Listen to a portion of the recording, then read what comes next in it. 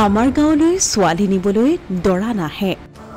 ছোৱালীবোৰ দেখিবলৈ খুবেই ধুনীয়া বুলিয়ে কয়, কিন্তু এদিন আহি পিছদিনা পলাই পত্ৰং দিয়ে দৰা। ৰাস্তা ভাল হ'ব লাগে, যাব লাগে, সেইকাৰণে ছোৱালীগিলাখানৰ আগদিন আহে, ফিৰে দিন ইয়াৰ পৰা গুচি যায়। দৰা নাহে, ল'ৰা পলাই যাব। একদিন যদি আসি কিবা কয় চাৰকে পানী ভাঙি হ'লেও কিবা কয় নাই যায় আৰু নাৱত হ'লেও সিদিনা পৰাই পলাৱাই। এয়া ভুক্তভোগী জনতাৰ ক্ষোভ। দৰা বাৰু আহিবনো কিয় এই গাঁৱলৈ? আজিকালিৰ দৰাই ছোৱালী চাবলৈ বাইক আনে, চাৰিচকীয়া বিলাসী গাড়ী আনে। পিছে গাঁৱৰ ৰাস্তাৰ অৱস্থা দেখি পলাই পত্ৰং দিয়ে দৰা। দৰা নাহে, ল'ৰা পলাই যাব। একদিন যদি আসি কিবা কয় চাৰকে পানী ভাঙি হ'লেও কিবা কয় নাই যায় আৰু নাৱত হ'লেও সিদিনা পৰাই পলাৱাই। আমি এই জেগাত আপিয়ে নাচাওঁ, ৰাস্তাৰ কাৰণে ফিৰি যায়, কোনো কাৰণতে নাই।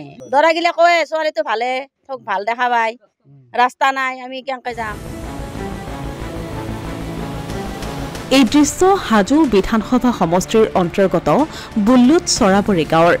বুল্লুত চৰাবৰীৰ পৰা নলবাৰী সমষ্টি সংযোগী পকী পথছোৱা বানপানীয়ে ছিঙিছিল ৩ বছৰ পূৰ্বে। কিন্তু অতি পৰিতাপৰ বিষয় যে আজিলৈকে পথছোৱা হাজো লোক নিৰ্মাণ বিভাগে মেৰামতি কৰিবলৈ সক্ষম নহল।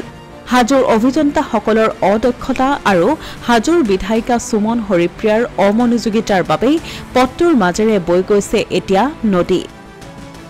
হাজোৰ বিধায়িকা সুমন হৰিপ্ৰিয়াই আজিলৈকে উক্ত অঞ্চল ভ্ৰমণ কৰাটো দূৰৰে কথা, খবৰ এটাও নোলোৱাৰ অভিযোগ অঞ্চলটোৰ ৰাইজৰ। গাঁওখনৰ ৰাইজে বোলে আজিলৈকে দেখাই নাই বিধায়িকা সুমন হৰিপ্ৰিয়াক। নাই, কোনোদিন অহা নাই, আজিকালি দেখাই নাই। আজিকালি আমি কেনেকুৱা অৱস্থা এতিয়া কি কৰিম আৰু, অৱস্থা আৰু ঘৰতে থাকিব লগাত পৰি গৈছে ছোৱালীগিলাই। অসুবিধা, একদম অসুবিধাই আৰু। গাড়ী ইমান জেগাৰ মানুহ গাড়ী আহি যাকছে মাৰুতি থৈ পেলাই গুচি যায়, কিমান জেগাত থৈ থৈ গুচি যায়। গাড়ীও নোহোৱা হৈ যায়, কেতিয়াবা বাইকো নোহোৱা হৈ যায়। উপায়ন্তৰ হৈ গাঁওবাসীয়ে বাঁহৰ সাঁকো এখন সাজি চলাচল অব্যাহত ৰাখিছে যদিও গাঁওখনলৈ উপযুক্ত ছোৱালী থকাৰ পাছতো দৰা আহিব নোখোজাত বিমূৰত পৰিছে গাঁওবাসী। যি সময়ত অসমক দেশৰ 5 ৰাজ্যৰ ভিতৰত এখন কৰাৰ বাবেই মুখ্যমন্ত্ৰীয়ে দিনে নিশাই কাম কৰিছে, তেনে সময়ত সুমন হৰিপ্ৰিয়াই প্ৰতিনিধিত্ব কৰা হাজো বিধানসভা সমষ্টিত উন্নয়নৰ পৰিৱৰ্তে অধপতন যে আৰম্ভ হৈছে সেয়া উপস্থাপন কৰে এই দৃশ্যই। অসমীয়া প্ৰতিদিন, ডিজিটেল সংবাদ, হাজো।